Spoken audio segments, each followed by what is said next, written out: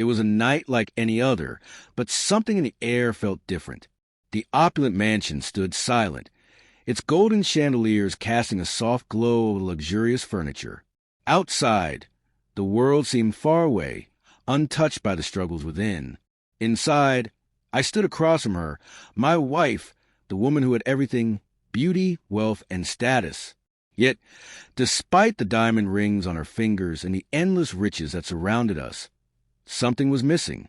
I had everything most men dream of: a stunning wife, a life of luxury, and access to every comfort money could buy.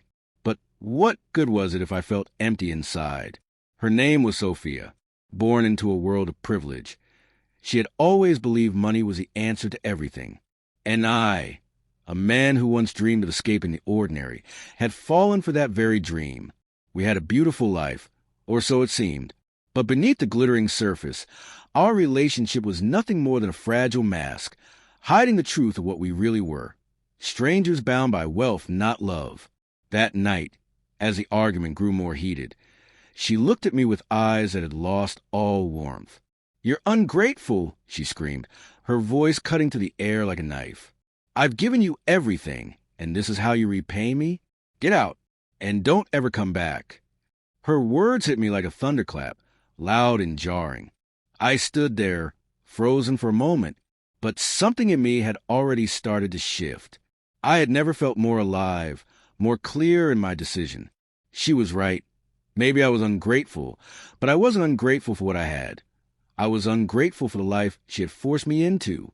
I turned away from her, my heart pounding in my chest, but my mind already racing.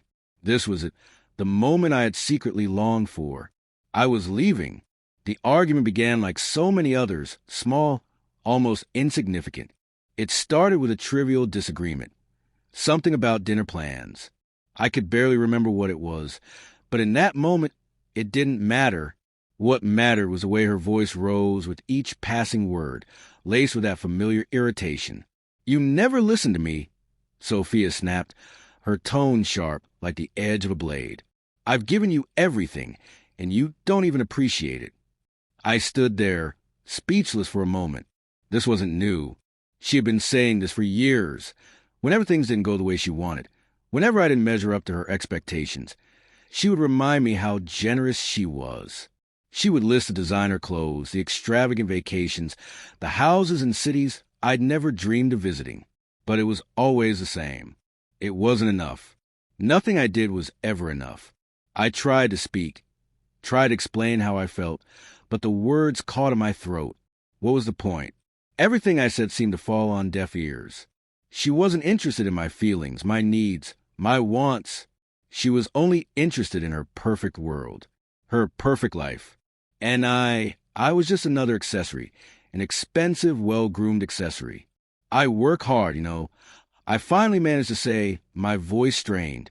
I don't need all this stuff.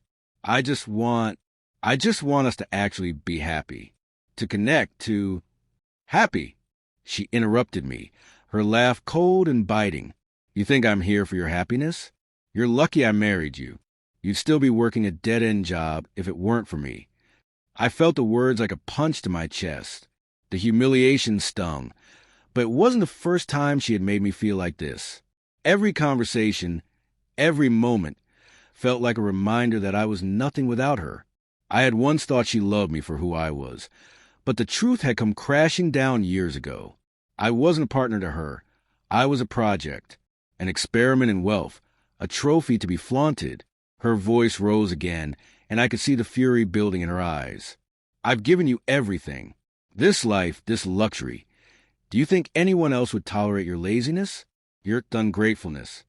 Her words were like arrows, each one piercing deeper than the last. My chest tightened, my fists clenched at my sides.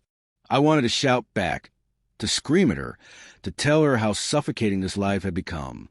But something held me back, something that had been building for years. A quiet, growing voice that had whispered to me late at night, "You deserve more than this. You deserve better."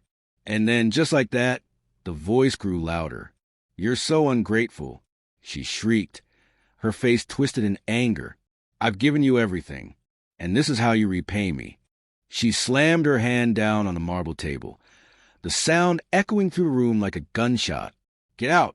Get out of my house, and don't you dare come back. For a moment, I froze. The words seemed surreal, like they couldn't possibly be real. Was she really asking me to leave? Was this really happening? My eyes locked with hers, and for the first time in years, I saw her clearly. No longer the glamorous woman I had married, but a stranger, someone I didn't recognize. Her eyes flickered with contempt, and the coldness in her voice cut through the air. I don't need you. I don't need anyone. You're lucky I even kept you around this long. The finality of it hit me, like a wave crashing against rocks. My mind raced, my heart pounded. I wanted to say something, to fight back, to explain how I had always tried to make her see me as a person, not just a reflection of her wealth. But the words wouldn't come. Instead, I felt a strange calm wash over me, a quiet certainty I hadn't felt in years. This was it. This was the moment I had been waiting for. I turned, slowly at first, unsure if I was making the right choice, unsure if this was the end of everything. But then I heard her voice, cold and final behind me. I said, "Get out." Something inside me snapped. I had been walking on eggshells for so long, afraid of pushing her too far, of upsetting the delicate balance of our relationship. But now I felt nothing but relief. The weight of her words lifted off me, and for the first time in a long time, I felt free. I walked out of the grand living room without a word, my feet moving automatically, as though my body knew what my heart had already decided. The door clicked shut behind me with a soft thud, but that sound in that moment felt louder than any argument we'd ever had. I was gone, and somehow, despite the fear gnawing at my insides, I felt a strange sense of peace. The door closed behind me with a soft click, and the weight of silence hit me harder than I expected. The chill of the night air wrapped around me as I stood on the grand porch, staring out at the sprawling estate that had once felt like a fortress of safety, but now felt like a prison. The mansion, with its perfectly manicured lawn, its high gates, and its endless rows of luxurious cars, looked empty. Empty. I could hear the faint sound of Sophia's voice drifting through the windows behind me. It was muffled, but there was no mistaking the anger still in her words. She probably thought I'd come back, beg for forgiveness, and beg to stay in her world of wealth and perfection. She was wrong. I wasn't coming back. The cool breeze carried the scent of something new, something I hadn't smelled in years: freedom. I stood frozen for a long time, my hands trembling slightly, not from the cold but from the realization of what I had just done. I had left her. I had walked away. For the first time in as long as I could remember, I wasn't living in her world. I was standing outside it. And the truth hit me hard. I had never truly lived in that world. I had spent years being a shadow in her life, walking beside her, but never truly feeling seen. Sure, I had everything a man could want: designer suits, a perfectly furnished house, vacations that would make anyone jealous. But none of it ever mattered. It never made me happy. I never felt anything. Not really. It was all a carefully constructed show, an image, a mask. She had everything except the one thing that mattered: love. And so did I. As I walked down the driveway, my shoes crunching against the gravel, my mind raced. What now? What the hell was I supposed to do now? I had no plan, no backup, nothing but a few $1,000s in a bank account that I wasn't sure would last more than a few weeks. For the first time, I felt fear, sharp and real. But along with that fear, there was something else, something I hadn't felt in years. Hope. It was a small thing, a flicker in the dark, but it was there. I could feel it rising, growing, like a fire that had been buried under a heap of ashes for far too long. I didn't know where I would go. I didn't know what I would do. But at that moment, I realized something that cut to the fog of my mind. I could do anything. The decision to leave her wasn't just about leaving the mansion or the luxuries. It was about leaving the lie, leaving the false life I had built for myself, the life where I convinced myself that material things could fill the empty spaces in my heart. I had convinced myself for years that this was enough, that as long as I had a beautiful wife and a fancy car, I was lucky. But no amount of diamonds could fill the hole inside me. No amount of gold could make me feel whole. The truth was, I had been living in a cage. A beautiful cage, yes, but a cage all the same. And tonight, for the first time in a long time, I had the key. I turned down the driveway, my steps slower now, as the enormity of the decision began to settle in. Leaving Sophia felt like a betrayal, but I knew deep down it was the right choice. I had always believed that love could fix everything, that if I loved her enough, I could make her see me for who I truly was. But I had been wrong. Love, without respect, without understanding, was nothing, and we had none of that. As I passed the large gates of the estate, I took one last look over my shoulder at the mansion. It was beautiful. Yes, it was everything that people dreamed of, but it had never been mine. Not really. With each step I took away from that place, I felt lighter, like I was shedding the weight of years of disappointment. It was terrifying and thrilling all at once. For the first time in ages, I wasn't controlled by fear of her temper, her judgment, or her rules. I was free. I didn't know what the future held. Maybe I would fail. Maybe I would have nothing to show for this choice. But one thing I knew for sure, I would never again allow myself to live in a gilded cage, suffocating in silence. For the first time in years, I was living for myself. And as the sound of the estate faded behind me, I couldn't help but smile, even if just a little. This was the beginning of something new. And maybe, just maybe, that was all I needed. The streets were cold beneath my feet, the pavement hard and unforgiving. The world around me felt strangely distant, like I was walking through someone else's life. There was no grand mansion waiting for me at the end of the road, no luxury cars lined up for me to drive, no housekeepers or chefs to ensure my every need was met. There was just me, and a world that suddenly felt much bigger, much scarier than I had ever imagined. I walked for hours, aimlessly at first, not knowing where I was going or what I was supposed to do. My mind was clouded with doubt, and my heart weighed down with uncertainty. What kind of man leaves everything behind and starts over with nothing? A failure, I thought. I must be a fool to think I could just walk away from all that wealth, all that comfort, and somehow find meaning in the struggle. I ended up at a rundown motel on the outskirts of town. The neon sign flickered weakly in the dark.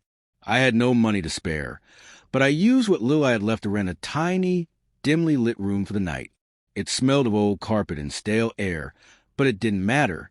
For the first time in ages, I felt a strange sense of peace wash over me as I collapsed onto the bed. The mattress was thin, the sheets scratchy, but it was mine. This room, this bed, this moment, it was all mine. For a while, I lay there, staring up at the ceiling, listening to the distant sounds of the city outside. It was easy to imagine, in that moment, that I was the only person left in the world. My old life felt like a distant dream, a ghost haunting me with its empty promises of happiness and fulfillment. I had been so blind, so caught up in a world of illusion. I had spent my days basking in the comfort of Sophia's wealth. But now, here I was, in a room that barely resembled anything close to the life I had left behind. But slowly, something began to shift. The emptiness I had once feared now felt oddly empowering. I had no one to rely on now but myself. And for the first time, I didn't feel trapped by expectations, by rules, by someone else's vision of who I should be.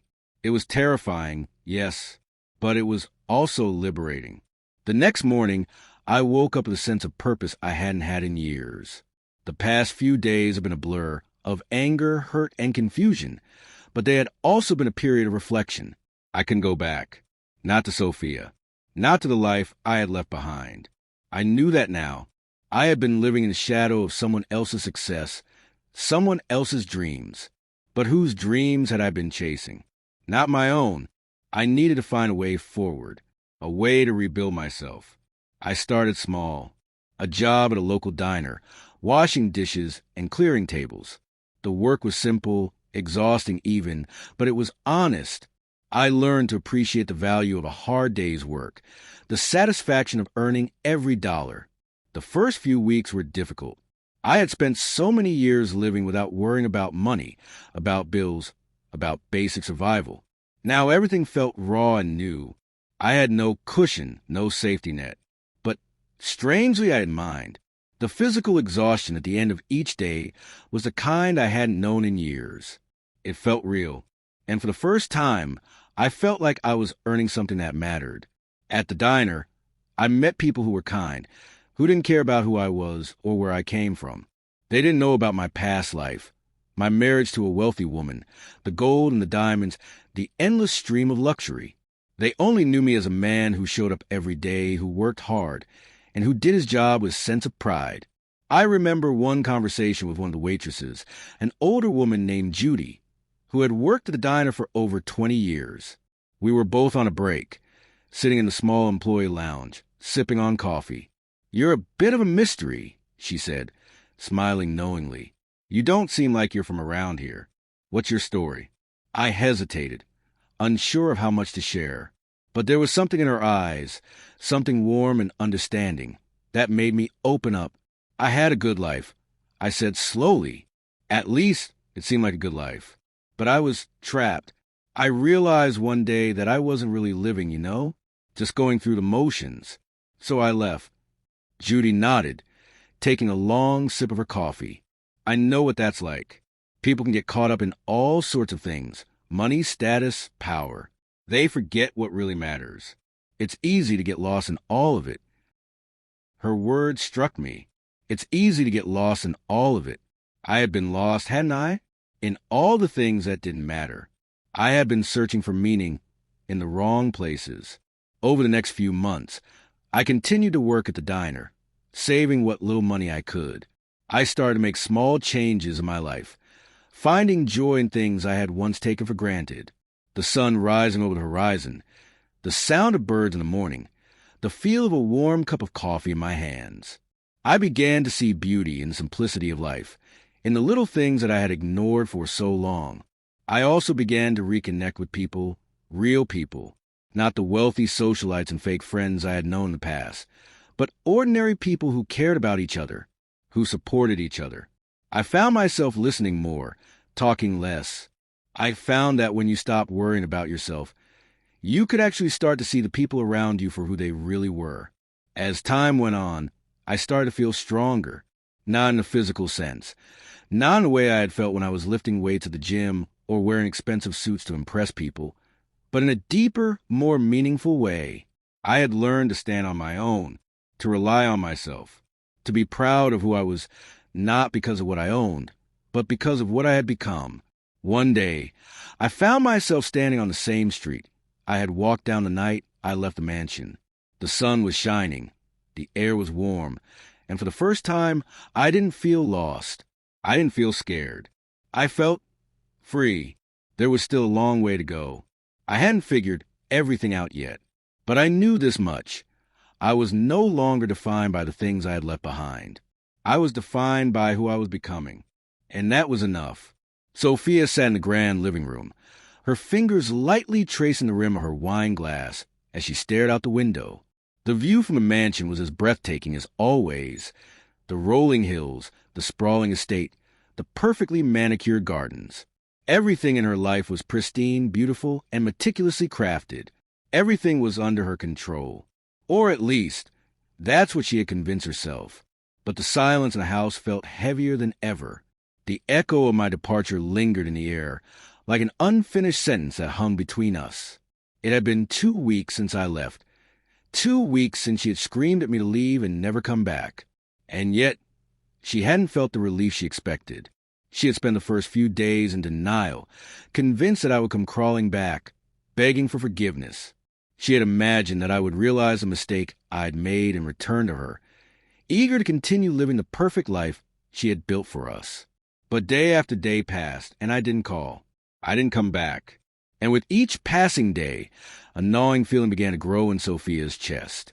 It was subtle at first, a quiet whisper that she pushed away, but it soon grew louder. It wasn't regret, not exactly.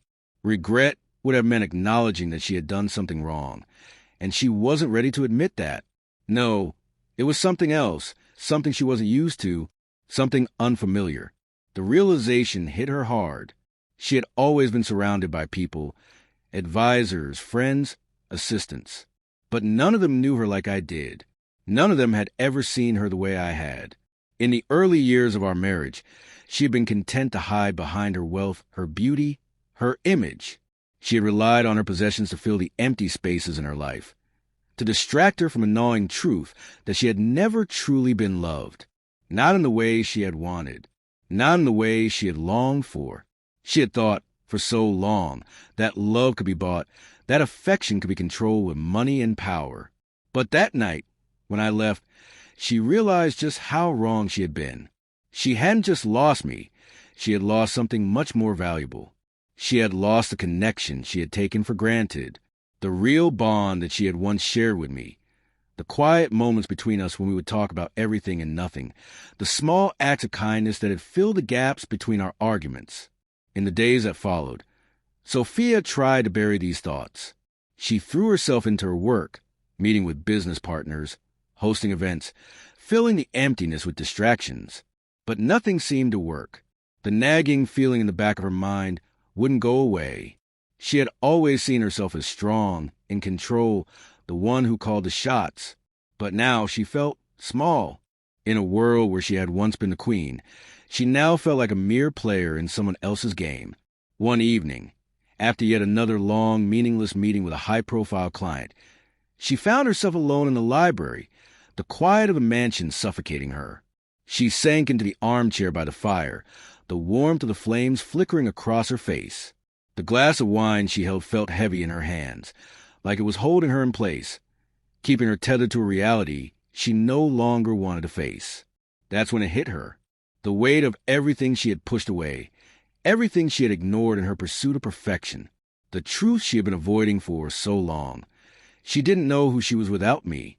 For years, Sophia had lived in the shadow of her wealth, her beauty, her social status. She had been defined by her image, by what others saw in her, by what others admired.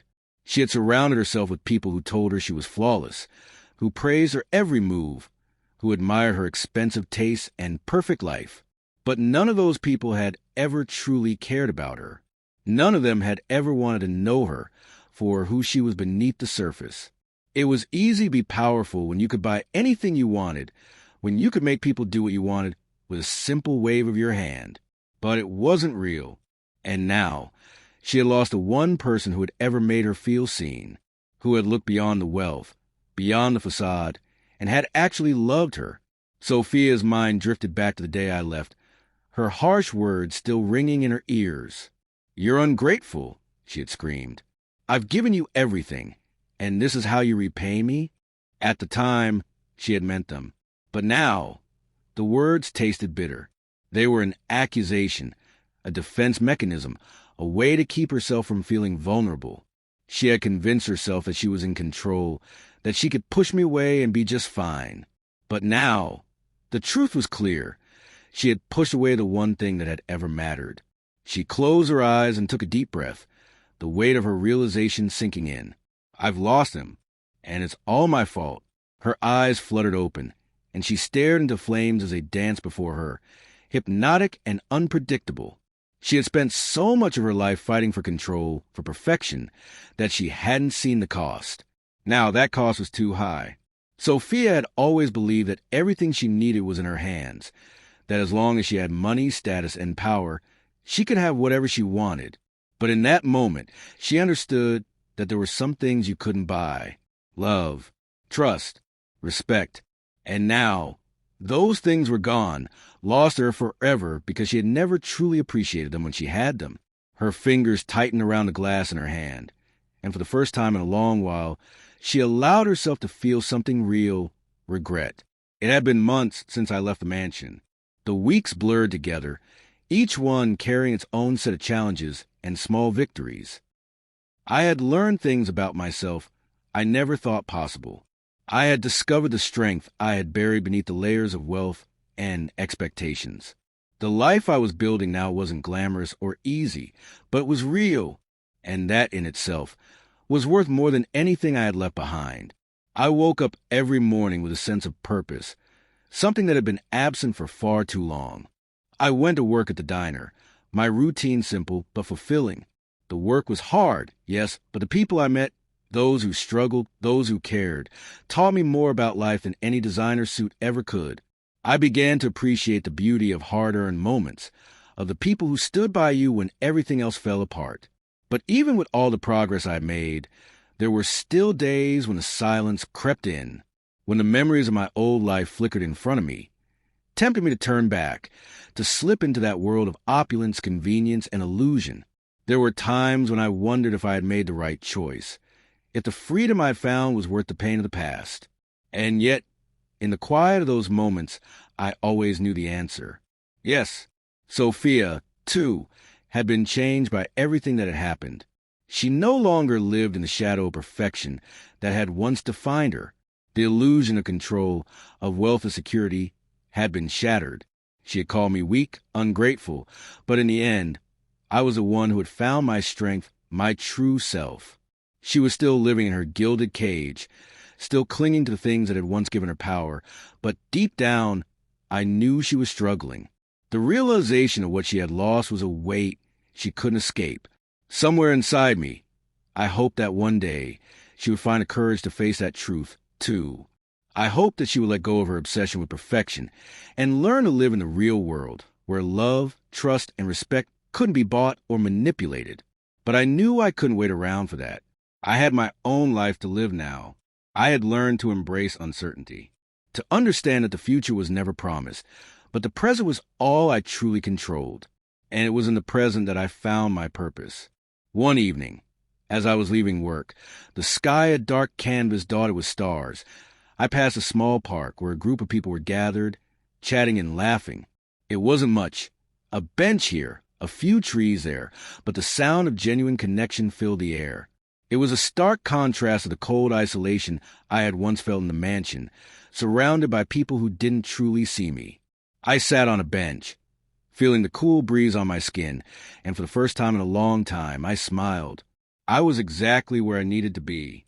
I wasn't defined by the life I had walked away from. I wasn't defined by the money, the fame, or the luxury. I was defined by the choices I made now, by the man I was becoming, not the one I had once been. The road ahead wasn't clear. I didn't know exactly what the future held, but for the first time in my life, I was okay with that, because whatever came next, I was ready. I had found my own strength, my own voice, and I was no longer afraid to walk forward.